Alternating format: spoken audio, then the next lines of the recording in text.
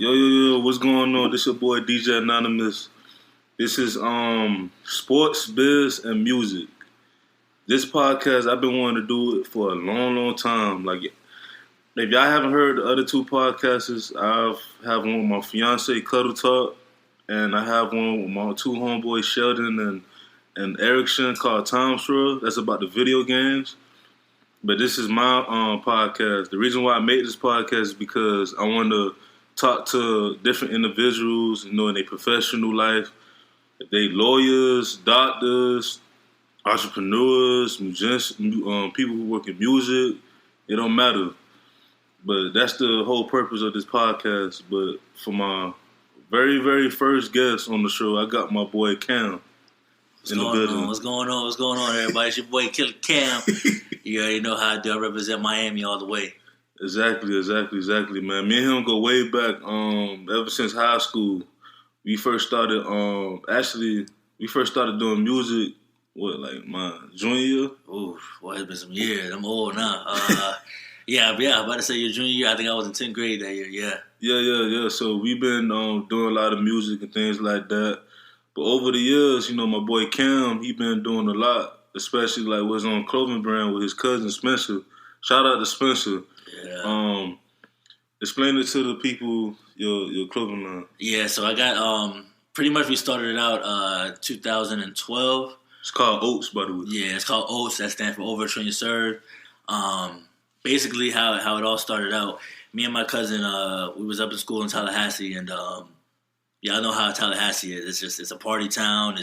It's where everything's happening. The culture really kind of started up there as far as just my whole branding, as far as bringing the culture back to Miami and stuff like that. So pretty much we had we were just at the house one day hanging out, watching games and stuff like that. We had this idea of bringing something new as far as clothing, music, filming, sports, pretty much everything. Everything that we like, everything we like to do, everything we like to watch, put it all into one and kind of make it the first black-owned brand as far as, I know you have Nike, I know you have Jordan, you have Adidas, all this stuff like that.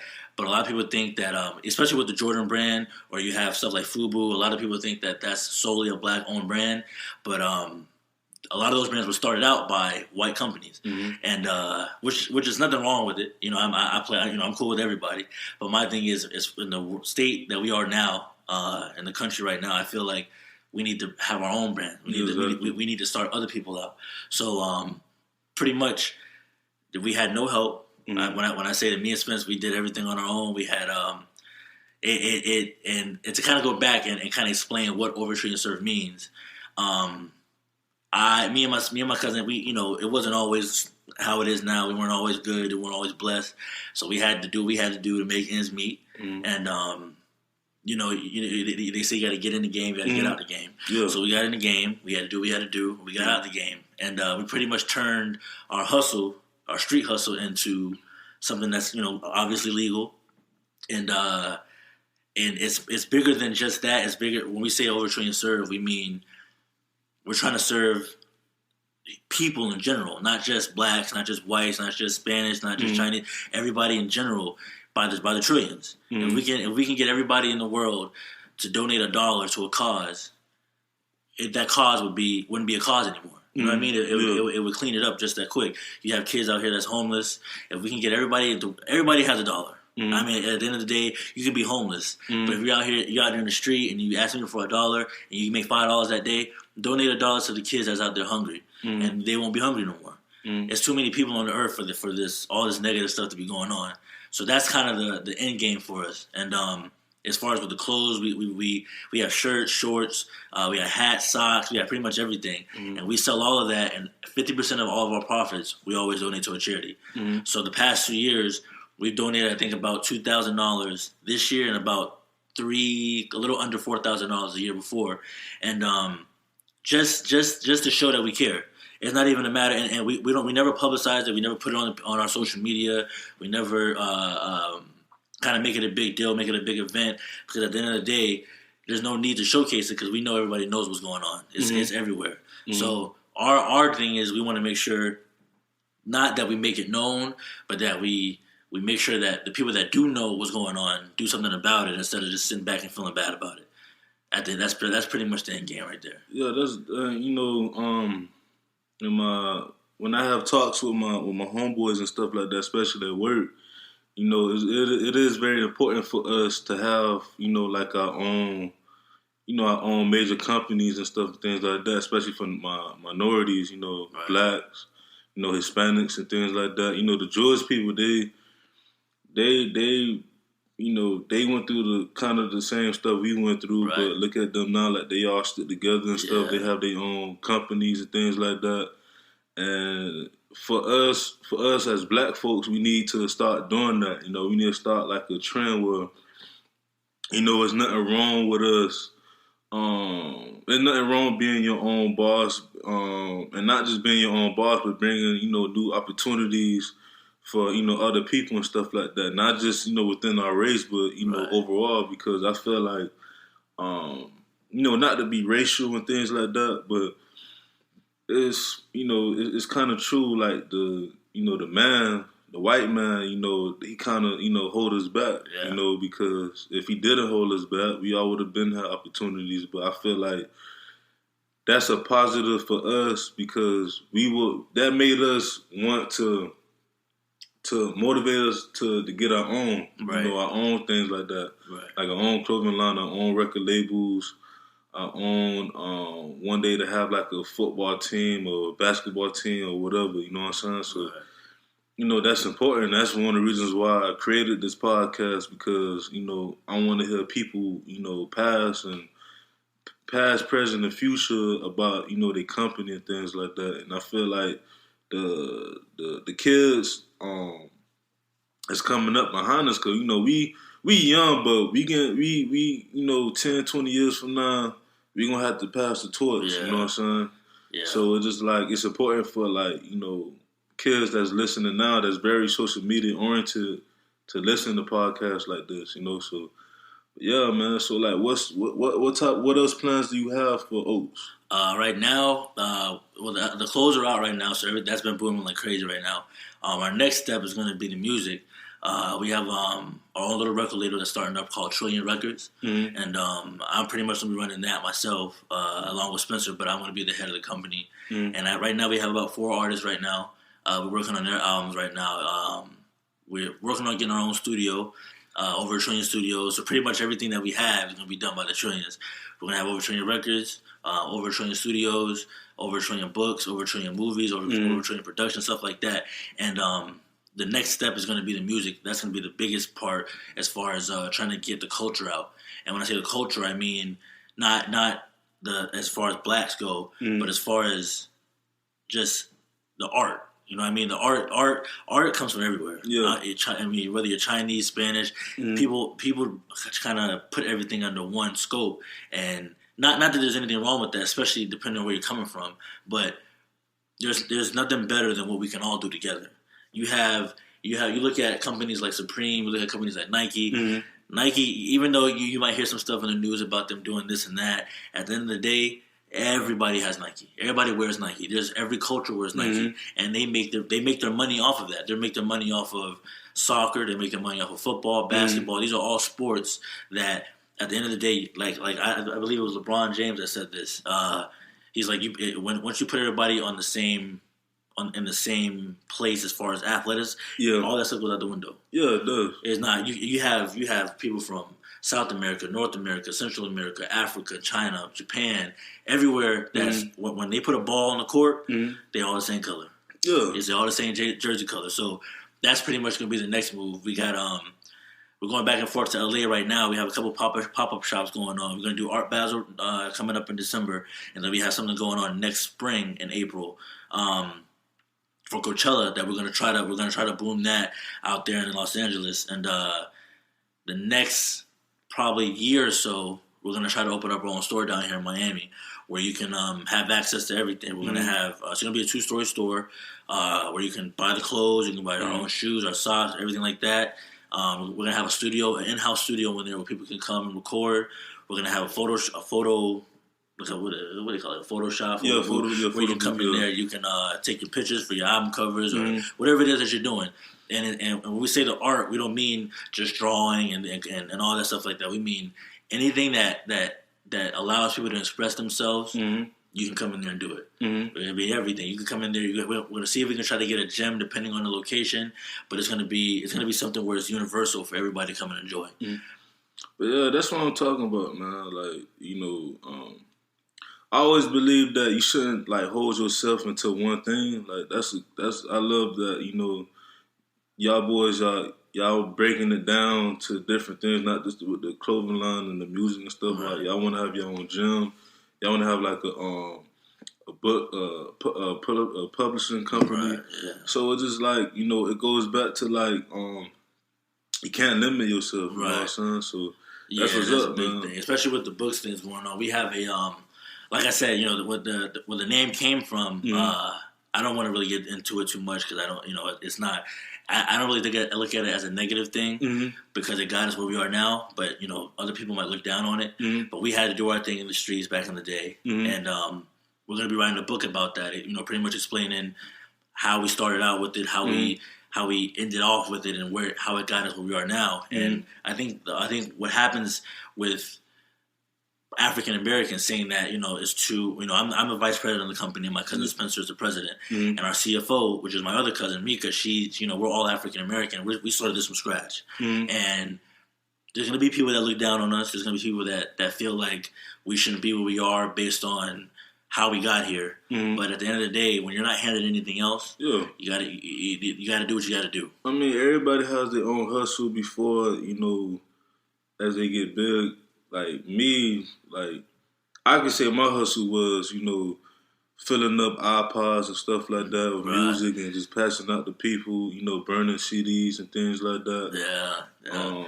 Sometimes even doing homework for some other people. Not homework, but like, just basically doing like the research for them. Me, I didn't explain before, but, I started off, wanting to do DJing and stuff. I still doing that with the music, but I'm trying to go more on the business side as far as like, managing, different artists, different, entertainers, different athletes and things like that. And like, when I went to school, that's another thing. Like, a lot of people think like, going to school is like weak. In a way, you got people like Nick Cannon. Nick Cannon going back to school. He going to Howard. This man's a multi-millionaire, but he wants to go back and just want to put that knowledge in there. And that's another thing. Like, when we all went to school, and still going to school, like we actually got our hustle from there too as well. Like we also learned a lot from school, not just in the classrooms, but like from other people by networking. Yeah, experiences. Because I tell people like the reason why I love school is because you get to meet new people and you network. Because you'll be surprised. It'll be people that's like already got money. Like I'm talking about like wealthy, but they want to go back to school. I know Diddy's going back. He went back to school. He just got his degree as well. Yeah. Puffy never graduated, so that's something. That's something that I kind of want. Especially in the way that the world's going today, I want people to know that you don't have to wait until college to become a businessman. You don't have to wait until college to do what it is that you want to do. Because you have some kids out here that make it when they're 13, 14 years old, and even whether they want to do it or not, maybe their parents push them into it. But at the end of the day, we don't really have that much time, or as much time as we think we do. So if I could do it all over again, man, I would have started this back when I was 10 years old. You know what I mean? As far as just trying to make sure that my family was secure, because you can't imagine if you have everybody in your family making sure that everybody's okay. You'll be fine. Security, there's nothing. People think that money is the main thing, or the cars, the houses, and stuff like that. Even knowledge, they think education is the best thing that you have. The best thing you can have is security. Safety net for your family, safety net for your loved ones, and there's only one way to get it. It's not you can't go. And this is coming from me, somebody that has been there. You can't go out there and get it any type of way because you might lose it just as fast as you got it. Exactly. Which has happened to me before, and I learned from my mistake, and I came back harder the next time. And now I'm in a position where I am now, where I have about 24 employees under me. Aside from me, I also have my own 9-to-5 job. I'm a building engineer at the city of Aventura. So that's two things. And people ask me often, they're like, "Cam, when did you have time to do all this?" I'm like, we have nothing but time. Yeah. At the end of the day, you had nothing but time. You sleep 8 hours every night, and half of you don't, and it's 24 hours in a day. The other 15 hours I'm awake. Yeah. I have to make something happen to where when I go to sleep that night, I know I can sleep peacefully, knowing that there's something coming out of what I did today throughout these last 15 hours. So like right now, you doing a podcast. Right, that's doing a podcast right now. When I leave here, I'm going to a little summer camp that I got with the kids. That me and Spencer started up. It's called Chosen One Camp. It's at the YMCA out in Weston. And we just train them. We train them for about 3 hours a day. Well, Friday, Saturday, Sunday. And we're trying to make it so we do it during the week. But a lot of the parents are having issues, as far as school and stuff, which is understandable, especially because a lot of the kids are now in season when it comes to football, basketball. It's the main season right now. But and that comes from me learning from people that did that with me when I was younger and when you were younger. Me and you played on the same football team. And, Coach Mario, Coach Sutton, I can honestly say the two of them are probably like maybe 40% of the reason why I'm as disciplined as I am today, because I was a hothead back in the day. Can't forget Coach Slaughter, too. Yeah, Slaughter, too. Yeah, shout out to Coach Slaughter, boy. Yeah, don't put Coach Slaughter, boy. Yeah, so all of them boys, Coach Ziegler, all of them, Coach Bucket. Coach Bucket know who he is. I still rock with Coach Bucket now. And one thing I can say, even now with Coach Mario and Coach Sutton, they inspire generations of people that they've coached. There's people that are older than us and younger than us that they'll be a part of their lives 10, 15, 20 years after they graduate high school. Yeah. And I'm sure they realize that, but I don't think they understand that effect that they had on us as far as making us into something as far as men. It wasn't even just about being athletes or being educationally smart, getting into school. It was about after all that's said and done, what type of man do you want to be, or what kind of man do you want to be remembered as? Exactly. That's the biggest thing, and that's the question I ask myself every day. Because if y'all need somebody like a coach or whatever, you can holler at me because, I work with the county. I work for at the school program, and I always tell them too, like it's more than just a sport. It's beyond school. Like, I want y'all to go to school, get y'all degree, but also what else do you like to do as far as, like, making your own money? Like, I knew kids that knew how to code. I knew kids that sold stuff. Like, my thing is, like, I have always been that person that, you should. It don't matter how old you is. You should always have like something on the side to do, like to create more revenue. You know what I'm saying? Yeah, learning. My fiance, she's a teacher, but she tutors on the side. So and we also have our own podcast. Because eventually they're gonna make us some money. But it goes back to like our coaches. Like, even our coaches taught us like back in the day, like when we was in school, like about having our own business and things like that. And, like, playing sports as well, like, it helps you with, not just with communication and teamwork, but also help you with organization. Right. It helps you to be like, okay, I want to go to this level. I want to go, after that, I want to go do this and do that. You know what I'm saying? So, yeah, man, like, it's it's very important. Another thing, too, I want to talk to you about, as a businessman, I just started doing this this past year. Investments and stocks and things like that. Yeah, big time. We're starting to get into the investment game now. As far as from a company standpoint, one of the things I can honestly say as far as our generation or the younger generation right now. I have a younger brother. He's about 17 years old right now, and these kids, man. I mean, we were creative back in the day, and we did our thing. But I feel like these kids now, they have more to want. You know what I mean? As far as like back when I was in 8th, 9th grade, phones were just coming out. The iPhone was just coming out. Stuff. Now they're to the point now where it's a norm for them to where they know how to work these phones left and right by the time they're 10, 11 years old. So one thing I was trying to teach him is to kind of not. Like I said before, don't wait on your education. Don't wait until you're 18 until it's time for you to go to college to find your trade. Do it now. Yeah. So you do it now. That's just more money you're going to make. That's more experience you're going to have in the field. And as far as with these big companies, I look at like Apple. I look at Microsoft, all of them. Yeah. Dell. You got Intel. All these major companies. These people have if you go to their buildings, they have people that are 20, 21, 22 years old, and they're running the companies. And it's not might not be because they're the highest at what they do, but it's because they know in 20 years they're going to be the ones that's going to be creating all the new stuff for the for their generation. And I think right now, the generation now is probably the biggest as far as technology, as far as art goes, as far as music goes. You didn't have, when I was 10 years old, you didn't have albums dropping every week. No, you know what I mean? It was every day.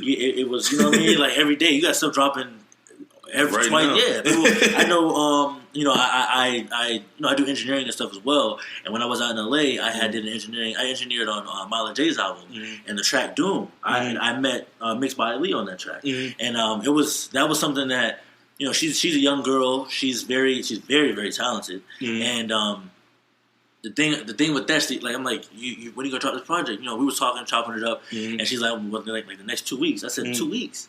I said, we just finished this one song. How many songs you got done? She's like, man, I got like 100 songs right now.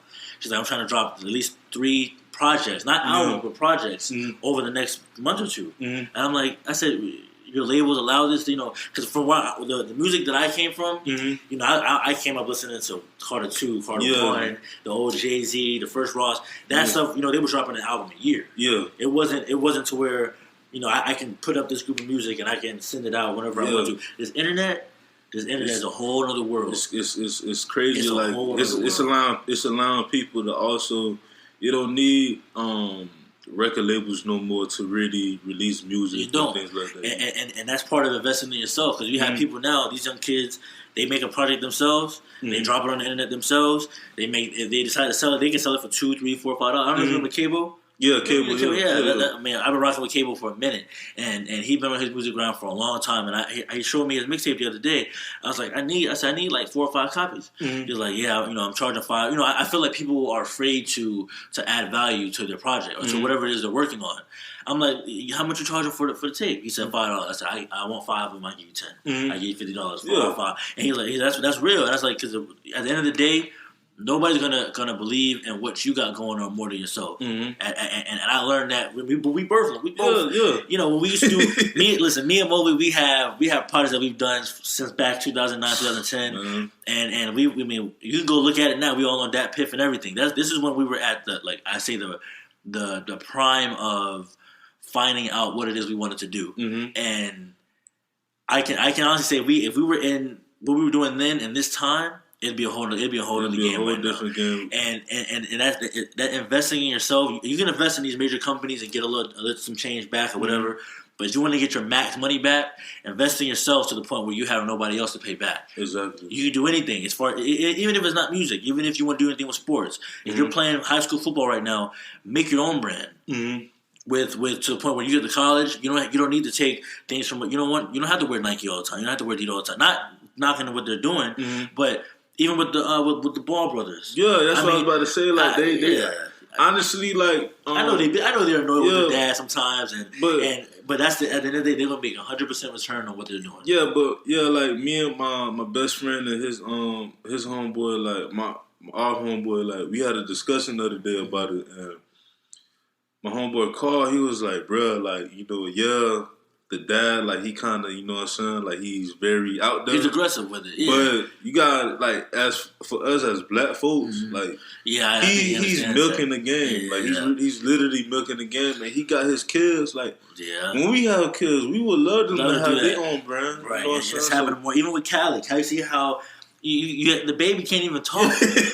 I mean, you feel me? Like, he can't even talk. And the thing that I love about seeing stuff like that, especially when it comes to Khaled and putting his son on before he even knows. He might not even want to do anything with music when he gets older. Yeah. But at the end of the day, he built a name for himself. I think that's something that we need to do as well. As far as, you know, I come from a family that has their own construction company. My mom has done what she's done over the past 30 years. She's made good money. She's doing well for herself. And I can honestly say, when it comes to being a better person towards just people in general, not even your family. If you set somebody else up to make their money, that's going to always be a bridge for you to cross. As far as, because out of all the bridges I have, I haven't burned any bridges. No, even the stuff I'm not dealing with anymore. I remember back in the day, for the longest I wanted to dance. You know what I'm saying? That was my, Michael Jackson was probably my biggest idol of all time. Omarion, Chris Brown. At that time, I was doing. My mom was putting me in dance competitions, and I was going to Orlando. I was pop locking on them boys. They couldn't see me. You know what I'm saying? But that was my past life. But I met so many people at that time that could have helped me with that to the point where now, let's say I want to start my own dance company and have people run it for me. Yeah, I had those connections still. Yeah, that was 15, 16 years ago. Yeah. And I hate when people. One thing that I really hate, and if we're doing business, and it'll turn me off from whatever it is you're doing altogether. If you hate on another man doing or another woman doing what they're doing for themselves, regardless of whether you like it or not. If you don't like it, don't tell them that they should stop doing it, or it's not something that's going to succeed, because you're taking away power from somebody else, and you're taking away food, you're taking away inspiration from somebody else, and that makes you a negative person. And negativity is not good in any shape or form. It's not, and like it's just crazy. Like people like that out here that's that's negative, that want to take. For me, that's motivating. Yeah, you know what I'm saying? Yeah, and some people know how to take it a little bit better, which is fine and everything like that. But you have some people that don't really, especially I feel like if they're younger. I have like I was saying, my younger brother. His thing right now, he's and I was kind of the same way. I was into fashion, like I am now. He's into clothes and stuff like that, and he's very. A lot of these kids in high school are insecure about themselves. They feel like if I have the gold chain, or if I have the gold watch, if I have the car, or if I have the new Nikes, the new Jordan, this and that, that's gonna make me a better person than I was yesterday. No. You take all those clothes off, you're still the same person. Same person. It's not. It's about. You should focus on trying to make your not having luxury brands of everything, but make your mind something that people are jealous of.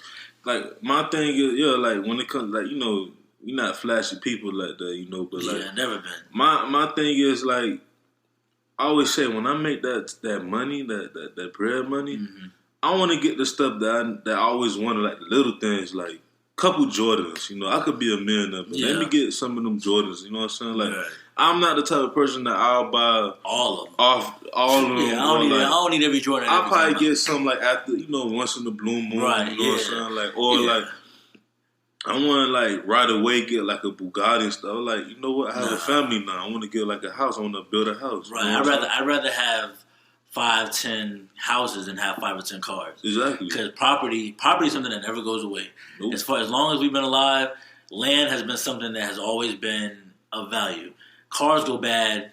You can have a car for 5 years and wear it out. And once you drive, like they say, once you drive it off the lot, the value goes down. Once you move in your house, the value doesn't go down. I can move into a $2 million house. I was watching an interview the other day with I believe it was T-Pain, actually. It was T-Pain. I ain't finished the interview. Yeah, and I've always, people forget about a lot of artists like him. And one thing I can say, even though he's made his mistakes with money, he was talking. It was on Breakfast Club, I believe. He's like, he bought a $2 million house at a time where he had about $8 million in his account. So I'm like, people always say, let me wait a little bit longer so I can get the house that I want, this and that. But once he bought that $2 million house and he's been there for about 5 years, he made add-ons. He made it a better place to where now it's worth $6 million. He's like, he owns the house now. He wasn't thinking about selling it.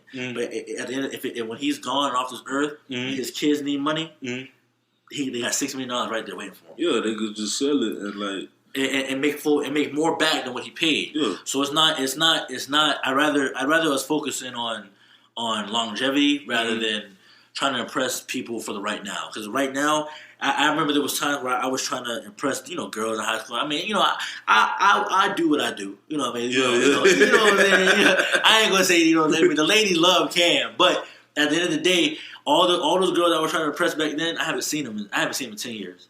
Yeah, and they didn't do anything for my life now. There's nothing that I bought then to make those girls like me that make me who I am today. Yeah. Now, those same girls that wanted me because I had the J's back then and I had the Nikes back then, they want me now because they see, oh, Cam's got a plan. He got 2 businesses. He's active. You know what I mean? And it's not. He's traveling the world. He, every other month I'm in a different city, and it's to the point where now I remember. I used to be afraid to fly planes. Nobody. You couldn't pay me money to get on a plane. And now once I faced that fear, and the first place I ever went was Cleveland, Ohio, and I don't like LeBron. the first place I ever went was Cleveland, Ohio, and when I say as soon as I landed there, I felt like I accomplished something that most people will never accomplish. Even going back to Canada, he took 10 years. Took him 10 years to get on a plane. He already had millions. Yeah, because he was afraid of flying. He took tour buses. Like you can't those fears. You can't let them get you. No, you can't let them get you because they'll hold you back from a lot of things. And now that I conquered that fear, I've been back and forth to LA. I've been to New York a couple times. I've been to Vegas. I've had experiences that I wouldn't be able to have had I allowed those fears to take over me. And it helped me out with business as well. To the point now I have people from Japan, from Tokyo, calling me up about getting clothes and stuff, and I'm like, wow, we're international now. And that was something I never thought. My main thing was trying to be big in Miami. That's another thing too. I'm going to ask you, your collaboration, Oats and PSL Apparel. PXL, how that happened? Oh well, his name was Weston, and we've been rocking around since college. I think I met him in college. My cousins know him a little bit longer, and he's a great guy. When I say he's a very well-rounded man, there's very few people that I meet that are like that. And he was stationed in China, Tokyo. He was stationed in Tokyo for about 2 or 3 years, and that's how we really got that connection over there. And once you go over there and you see stuff like that, It opens your mind to a whole new world of things.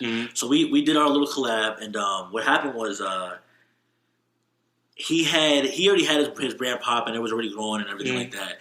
But what we're doing is kind of similar. He's more so on the clothing side as far as his strictly clothes, strictly hats and stuff like that. He has his blog. He does like a shoe blog as well. But we figured if we put our fans together. Which he has about 3,000 or 4,000 followers. I have about 4,000 to 5,000 followers. You put those together, and you create something that's a brand new brand. Now to the point now where we have people that they don't even want just PXL, or they don't even want just they want together. They want it's a whole nother thing. So and that's what I mean by empowering the next person, because had we not made that connection, we wouldn't be where we are now either. It wouldn't be. We wouldn't have. We had people emailing us from Asia. From just the other day, I had somebody call me on the FaceTime video chat on Facebook from London. I have never stepped foot in London, and they call me like, hey, we want to see if we having a little event. We want to see if we can have like 20 or 30 shirts sent over here so we can have them wear it. As a sponsor. I said, and honestly, I didn't know how to respond because I'd never been in that position. But stuff like that, like I said, that wouldn't have happened had we had not made that connection. And that international look is a much bigger look than just in your city or just here in the state or even here in the country. Because as far as going back to LA, we did some stuff with Coachella. It's all, we got fans in Houston, stuff like that.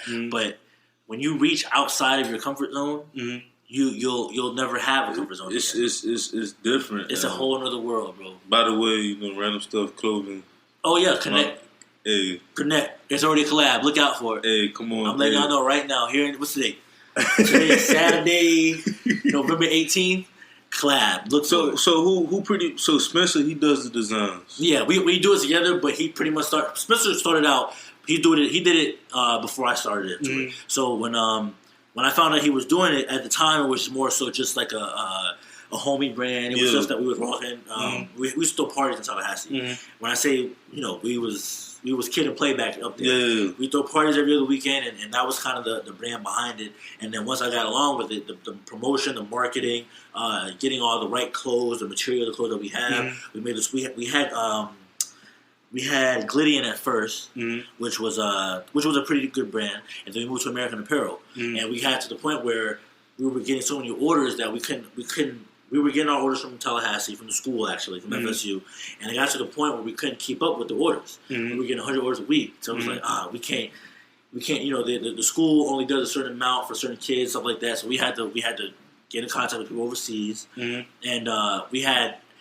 first of all, if you're doing anything with clothes, I recommend that you do your research as far as where to get the product from. Yeah. Because America is a great place to live, But as far as they're not looking at you they're not looking at your best interest of heart when it comes to how you're spending your money on what you're doing. So when we stationed out, my Western was stationed out in Tokyo. Mm-hmm. We had some stuff that was coming from like Guatemala, stuff like that, mm-hmm. and the price of it is so much cheaper to where you make your return back more. Mm-hmm. And that was probably, I think once we did that and they started to see the designs we were coming up with, now they wanted us to do their designs. Mm-hmm. To the point now I have a client in Hawaii now who he started opening up his own restaurant. Mm-hmm. And he wants me to design the logo for the actual mm-hmm. restaurant for them, when they wear the waiters wear the shirts. Y'all boys about to go to Hawaii. Man, listen, y'all make sure y'all take me. Hey, I'm in the gym right now. I'm trying to get right. You feel me? I'm trying to get right, but that's a whole other world to me. I know that's still part of the country, but it's different. Yeah, people don't go to Hawaii. I heard stories like I know up and coming comedian. He recently went to Hawaii just because he said something about Hawaii. Then one of his fans, I guess, reached out to him, and I guess they hooked him up.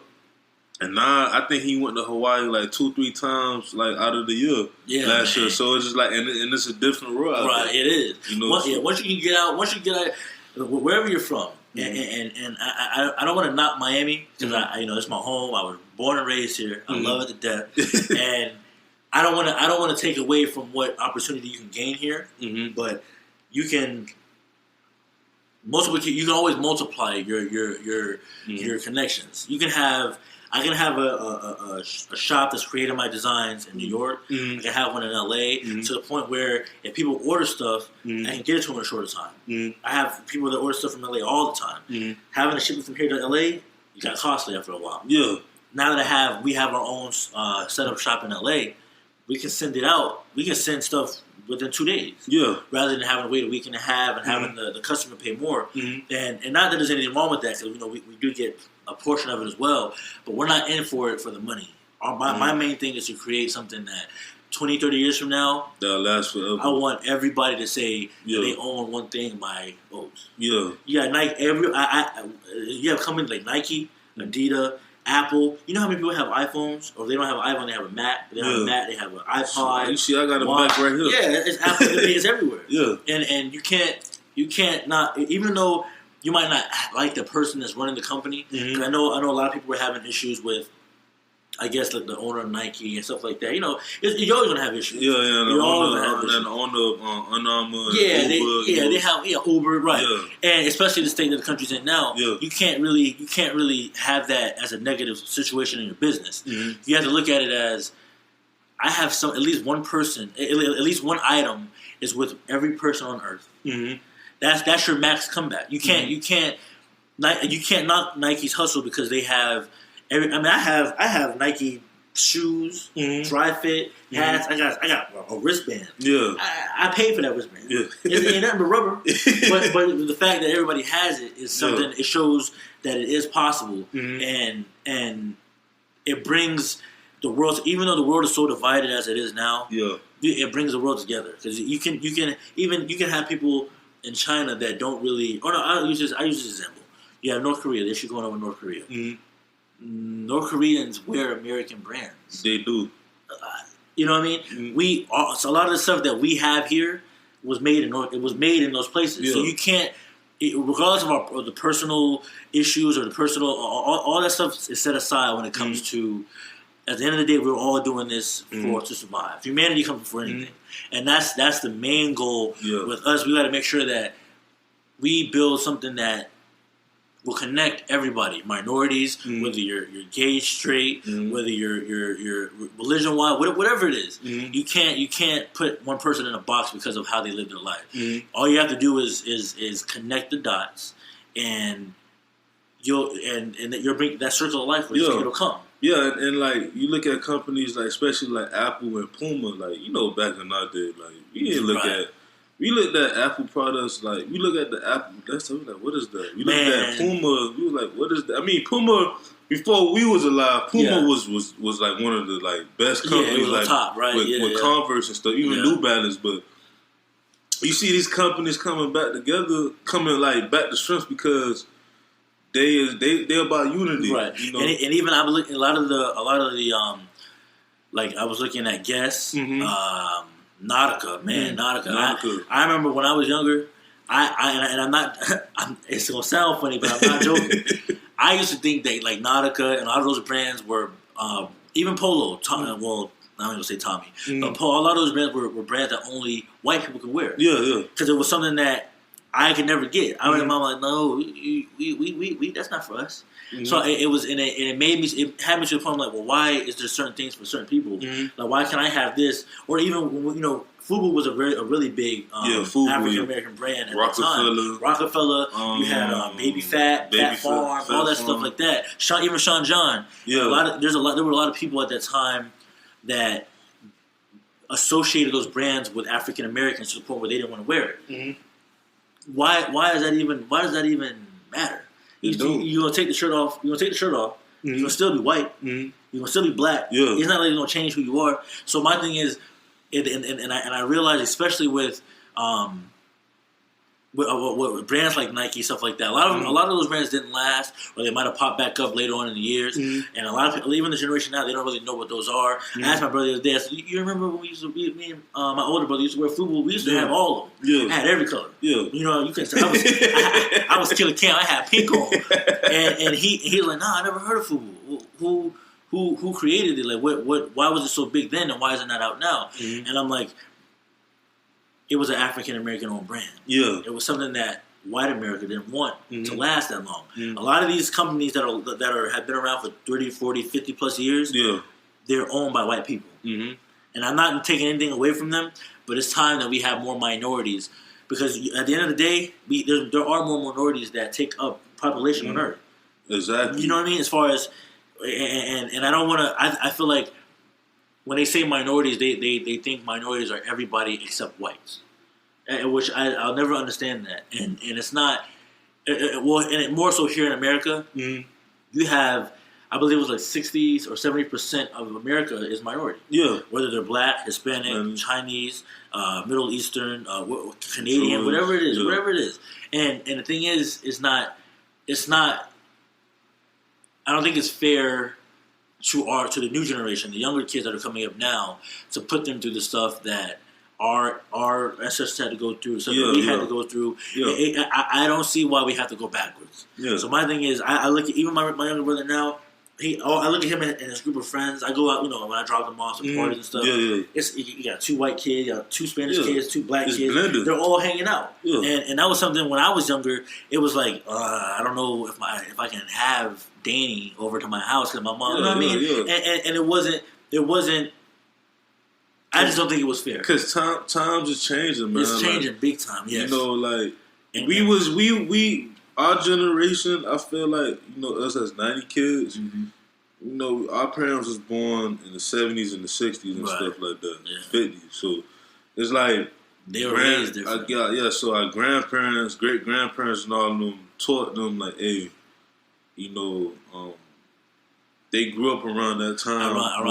Believing that that's the way it's supposed to be. It was diverse because especially like I tell people, from different places in the South, like, Florida, specifically Miami, had to go through that too. Yeah. I don't like the fact, like, I feel like that's another subject. Right. I'm kind of getting off topic, but, even down here in Miami, it was a lot of diversity and things like that. Oh, yeah. Like, it was a point where you had the Spanish, they had their own community. Right. You had the black folks, you had the Jews, you had, like, the Italians. You had everybody, had their own little section in Miami and Broward and Palm Beach. It's still kind of like that now. It's still kind of like that, but it's starting to blend, And like, I'm like, every day, I'm like, my kids, they're going to be mixed. They're going to have, Bahamian blood. They're going to have Dominican blood. They're going to be, have all this stuff, in them. And like, at the end of the day, when they grow up, they're going to look at like, I don't see you differently. Right. Like, I'm black. You know what I'm saying? I don't see you different. I'm Hispanic. I don't see you differently just because you white or you Jewish and stuff like that. Like, I always believe that, especially, we went to Pace. Pace is like a melting pot. Like, it's a lot of Hispanics, a lot of Haitians, Bahamians, a lot of Jamaicans, black people.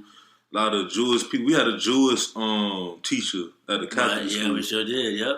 And like he was cool too. Like, you know what I'm saying? But like it's just getting to a point where for us growing up, you know, when we get to that, you know, point, that age, Danny could come over, you know what I'm saying? Like, we could have all these people just come over and things like that. And mix it up. And I know one thing I always, they say if you mixtures are never a bad thing. No. You mix water, sugar, and Kool-Aid. you get something sweet. You gonna get something sweet. You know what I'm saying? You mix iced tea with lemonade, you gonna get a flop. You know what I mean? Man. And it's not. I don't know. I want this more for the new generation more than anything because I feel like they're going to be the ones to put not even just America but just the world in the place that it's supposed to be. I want to see more diversity being at the top of things rather than one side. I don't like the fact that with football, you know, there's a majority of African Americans that make it to the league. Aside from America, I want to see. If you got 11 players, I want to see at least one nationality from each player. Yeah, I want to see a Lopez on the. I want to see like Barrow's on right here for like he's Hispanic. You know what I'm saying? That boy fast. You know, I don't know if we got a black daddy or what, but he's fast. and the thing is, and this is in Miami. This is a city that's full of minorities as well. But if you go to places like, and that's another thing too that I realized over the course of my life is a lot of people. There's certain states that we still can't go to. You know, as far as like, you know, I probably won't have any business in Kentucky. Or Montana or North or South Dakota. But I'm not gonna say I don't want to go. I know there's money. There's money in South Dakota. It's a lot of land. It's a lot of land. It's a lot of stuff that they don't want us to have. So we have to team up. We need to get an African American, Hispanic, a white person, Indian, everybody. And we need to go get that land. Because at the end of the day, the whole. I mean, we all share this earth. And that's the bigger picture for everything. I feel like in all art, people make music to express how they feel about certain situations. People draw to express how they feel. People even as far as with sports, people do they focus in on whatever it is they're doing to deal with it. Because everybody deals with it in different ways. It's not a one straight way thing. And I realized even with football, I was at the game the other day, the Notre Dame and UM game, and there are people that don't even like football. They don't watch football, but it's just to bring everybody together. It was like football. This sport. You telling me that for little football, people smashing each other gonna bring all these people together, so where they can hang out and not have any issues. That's something that we need to realize is think more about more power. Think about it. The holidays coming on. You got Thanksgiving. You got football. Right. Christmas. You got football and basketball. You know what I'm saying. You got MLK coming up. You know that's basketball. New Year's, that's also football and stuff like that. Valentine. You know, like all that stuff. Stuff. You know, ties in, and like that's why I say I love sports. Like, you know, I majored in sports. You know, in my bachelor's, my master's, even in my second master's degree. I'm a major something that's dealing with sports because it's like whether you an agent, you a coach, right? You think about park and recreation and stuff like that. Like especially working in parks, it brings a lot of people together. You know what I'm saying? Like we had one of this dude came by yesterday, and one of the kids was like, "Do you know him? Like you related to him?" Like, nah, but it's a park. Like it's a public park. I feel like a park. Places like that, it should be welcoming, right? You know for anybody, for anybody, man. I always feel that a park is a place where people just come and just, you know, it's like parks is like low key is also a networking, place, you know, as well. You know what I'm saying? So it's just, you know, to go back to what you said, man. We just need to come together. And stop hating on each other because at the end of the day, it's a lot of money out here. It's a lot of I said it before, like it's a lot of opportunity out here. You got people like Aisha Curry. The girls, she's making money. She cooks. She have her own books. You know, she's a lovely wife. You know, things like that. And I can eat anything. It don't matter. That goes to show you as far as how we can connect as well. You have my job. There's a lot of white people that work there. Yeah. And I bring in, when I eat lunch, I eat lunch. You know what I'm saying? Yeah. I bring curry chicken in there. I bring chicken sauce. Comforters, this and that. Yeah. And they're like, well, what is it? What is it? They want to know what it is. They taste it. We've been hanging since. So I always say it's not a lot of us. As far as it's a lot of people that made it, but it ain't like. Look at the Haitians, the Jamaicans, the Cubans, Dominicans, all the other different, islands, in the West Indies. Yeah. For us, for me, I always say when I make it, I want to represent my heritage, to the fullest, you know what I'm saying? Because it's not a lot of us, The Bahamas, it's a few islands in there, and it's real small. It's like 3 families. It's pretty much like 3 families, pretty much. Right. So me and you could somehow, some way be related. Yeah. And at the end of the day, that's how it all looks. Even my mom's side is Bahamian, and my dad's side is from here. They were born in Alabama. Yeah. And that's somewhere as well that kind of has the same effect. Yeah. When people think of the South, automatically think of like Georgia. Yeah. Think of New Orleans. They think of Mississippi, Alabama as well. But as far as people that make it out, there's not too many that make it out of Alabama. No. As far as if you're not playing football or you're not cooking, you're not gonna make it out of Alabama. That's just the mindset of most people. It's true. And at the end of the day, you can be from anywhere. You can be from anywhere. I know people from the smallest towns and the smallest states, from Maine and Delaware, that are heads of major companies. So it's not really. I wish we would look at the bigger picture as far as what we can do as a people, as humans, rather than what we can do as Jamaicans or what we can do as Bahamians. Yeah. You know what I mean? Because we can all. I can tell you right now, I bet you some Jamaicans, Bahamians, if you put all that culture together, that'd be a good ass dinner. You know what I'm saying? If you have a Spanish grandma, a Bahamian grandma, man, we could be eating all week. So real, it's that's probably my biggest. If I have any advice for anybody, if they ask me for any, I want to see more things being done together, and create something that's never been done or been seen, and let everybody enjoy it. That's it, man. Let everybody enjoy it. Yeah, man, because that's how we gonna before we end the podcast too. But that's a great advice because that's what we need. That's a big especially in, we about to go in 2018. 2017 went by like that. It did go by. I feel like 2018. That's a whole new year. Whole new year, more opportunities. Like you said earlier in the podcast, like it's true. Like we don't have time, but we have time. Yeah, right. Like, and you gotta look at just spend a couple hours a day. Whatever you want to do. Like with me, I come to a point I can't do the same thing every day. But if I have time, like an hour or two every day to do something differently, and that's gonna make my craft better, increase it, I'm gonna do it. You know what I'm saying? Whether it's with the video gaming, whether it's music, whether it's marketing, whether it's just representing a couple clients and stuff like that, doing research and things like that. Yeah. Anything that you want to do, it's hard. I know it's hard. You can't do it every day, but try to do something that you always want to do every day for a couple hours, and you'll see like the benefits. You know what I'm saying? It's all about how you divide the time. You got 7 days in a week. You could do something 4 days out of that week. You can execute it those other 3 days. You can you can flourish through it that last day, and you can rest on Sunday. Yeah, exactly. It is. I mean, if you gotta rest, I ain't even sleep. But if you gotta rest, you get 1 day out of the week to rest because you're gonna rest eventually. Yeah. I know you heard that saying, so I'm not even gonna say it. Yeah. But here's something that, and this is a quote that I feel will go with anybody with whatever they're doing. Find what you love and let it kill you. Yeah. Whatever it is,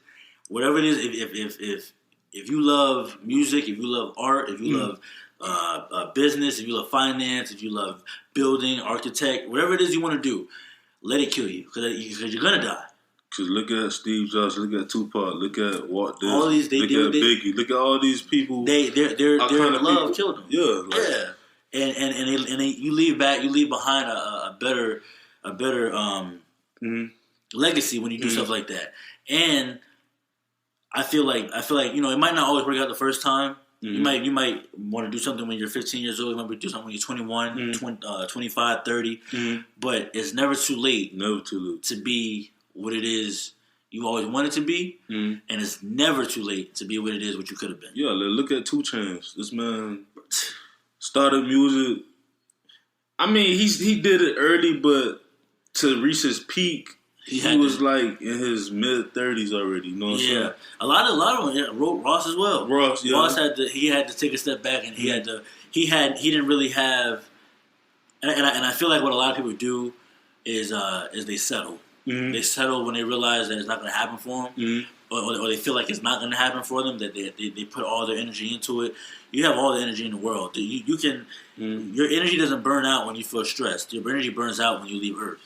So even when you could be 40 years old and you're working on an album and drop it then, and it blows up when you're 40 years old. But at the end of the day, you put in that work. You can't let that energy knock you out. Yeah, you can't like. One thing is, like, I have to even remind myself, too, I'm a patient person, but sometimes, that kind of takes its course, but I have to remind myself, like, stay patient. Stay patient. And then when I look back, 5 years ago, I ain't have the shit I have now. Like, I got my own place. I'm about to get married. Yeah, I got a few businesses that's, it's not up there, but they growing. Yeah, the avenues. Yeah, so it's like, at the end of the day, I forgot who it was. It probably was Gary Vee, but a lot of millionaires and billionaires, a lot of successful people do it.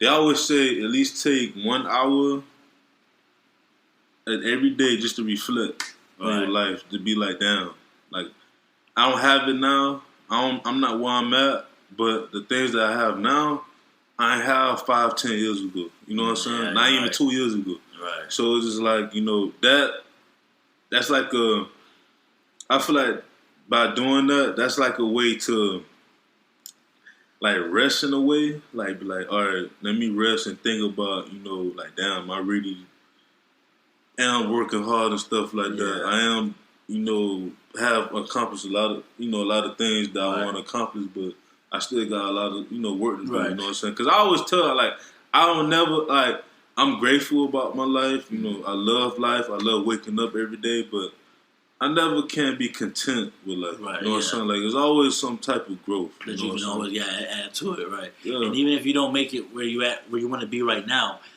what always keeps me going, and this was big time, like when I'm dealing with the kids and stuff like that, I'm always, even though I'm not where I want to be, there's somebody else that's not where I'm at right now, and that means I'm constantly inspiring people. That's the biggest thing.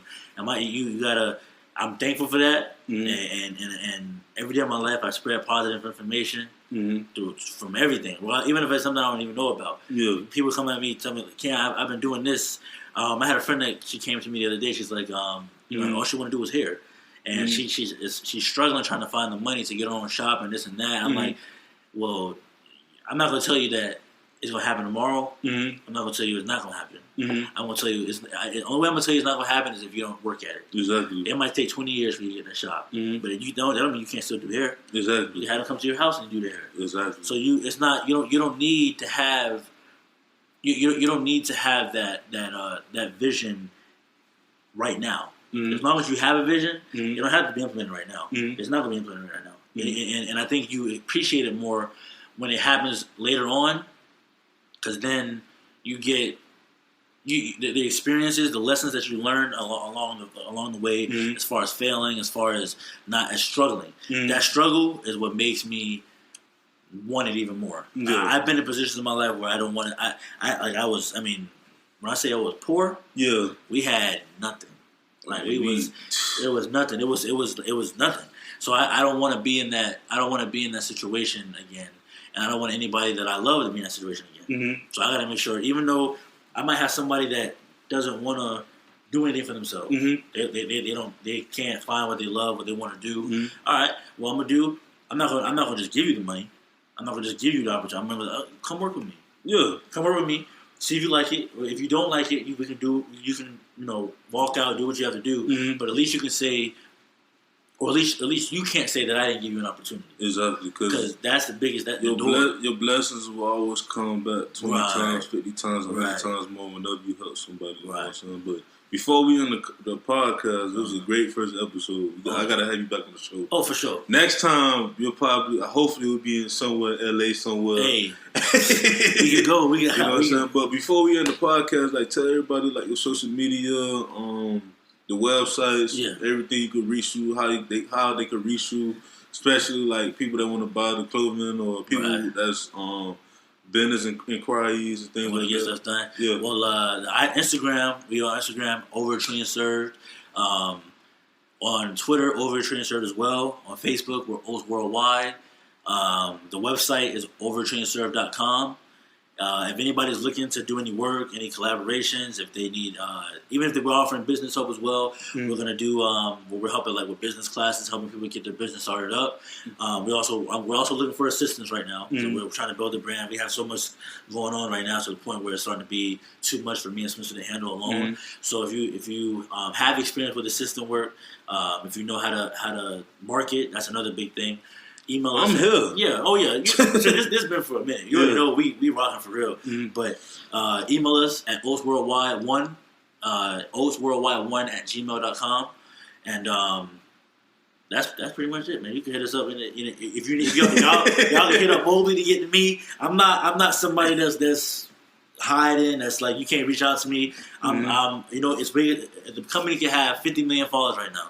I'm gonna always be the same. You know what I'm saying? Be the same person. The same person. You can call me, hit me up. I will give y'all my number, but I don't think my girl will like that. Yeah, this podcast will be going on iTunes, Audio Boom, Spotify, everywhere. So, and that's another thing too. On iTunes, we got OAT Radio popping up on iTunes now. We got about 7 episodes going on right now. That's been popping. Hey. So just search. You can search at OAT Radio, or you can search Overatrillionserved. It'll pop up. Download it. We gonna get you right. We're gonna get you right. That's a vibe, bro. Like I actually, when I went out of town to Jacksonville, like I heard some of the like this. Yeah, we been even going to work, bro. Like, I gotta keep up. I've been kind of slacking with music lately because I've been trying to listen to other people's podcasts and things like that. But yeah, we know a lot of people they don't really keep up with because it's like we were saying earlier. There's so much coming out. Much. Like we kind of try to like compress it all into one list to the point where it's like, all right, let me give everybody something that they can just listen to straight through. It's traffic. Yeah. If you're in traffic, I know if you live in Miami, if you live in LA, if you live in New York, traffic is real. I know it gets stressful. Just pop on OAT Radio, it'll get you home. I promise you to get you home. Yeah, man, this has been your boy DJ Anonymous. It's sports, biz, and music. It's your boy Killer Cam, Vice President OAT Worldwide, President of Trillion Records, and you will be seeing a lot more of us for sure. Yeah, man, we out, man. And don't forget either for people that want to be featured, to be the next interviewer on my podcast, just email me at sportsbizmusic@gmail.com, and I'm here, man. Have conversations like this, and man, we out. It's definitely a vibe. Find what you love and let it kill you. Man, we out, man. Yeah.